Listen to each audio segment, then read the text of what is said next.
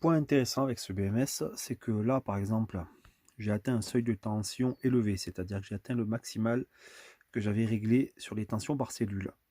Ça m'a donc coupé la charge. On voit bien le mode charge là-haut qui s'est désactivé et mon chargeur ne peut plus démarrer.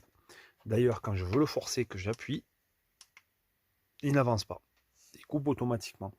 Donc il y a bien le BMS là qui empêche de reprendre de la tension. Par contre, ça fait bien quelques minutes et bien que la tension soit redescendue, il ne se redémarre pas. Donc je pense que dans ces cas de figure, quand on a une surcharge comme ça, l'intervention humaine doit être peut-être obligatoire. Donc voilà, là j'ai plus qu'à aller dans les options ici. Et puis bah reconnecter tout ça. Le relancer. Hop. Donc là il va me dire que je vais le désactiver. C'est l'application qui n'est pas bien faite. Et là je le réactive.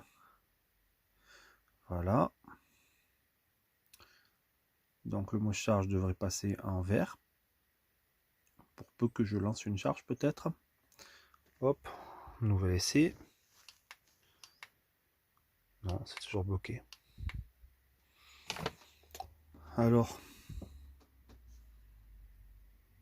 c'est bizarre. Ouais, il est toujours actif. Bon, ben, je vais encore attendre, voir ce que ça donne. J'ai rejoué avec l'interrupteur et là, ça y est, c'est repassé là après un tout petit peu d'attente. Alors, est-ce que c'est parce que j'ai bien manipulé ou parce que je suis descendu en dessous des 3,5 sur la cellule? Je ne sais pas, mais là, ça devrait repartir en recharge. Ouais, ça repart.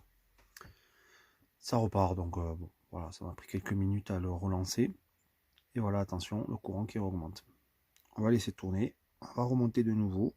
Et le but, c'est toujours d'atteindre les 3,45 sur la cellule numéro 3. Bon, mais je pense avoir compris comment fonctionne le fait qu'on puisse refaire de la charge ou pas.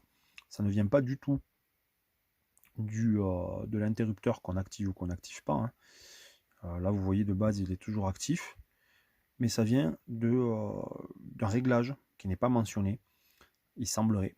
Tout simplement que là, par exemple, je viens d'indiquer que la surtension, c'était 3,62. Et donc, il garde 1/10 de volt de marge.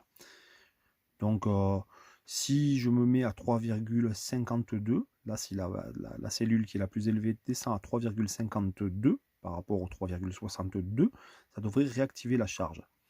Donc là, je suis à 3,58, je vais mettre à 3,68, voire 3,69, et on va voir si la charge se réactive. Alors après, là, je le fais juste pour que la charge se réactive, mais je vous encourage à laisser des réglages plus faibles, hein, bien entendu.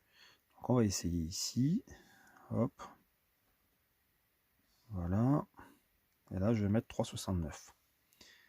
Voilà, mise à jour, le chiffre est bon, et voilà, c'est bien ce que je disais.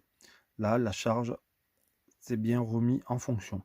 Donc ça n'a rien à voir avec l'interrupteur, ça a à voir juste avec cette petite différence de 1/10 de volt entre le réglage maximal que vous mettez et le montant à laquelle la cellule va se retrouver.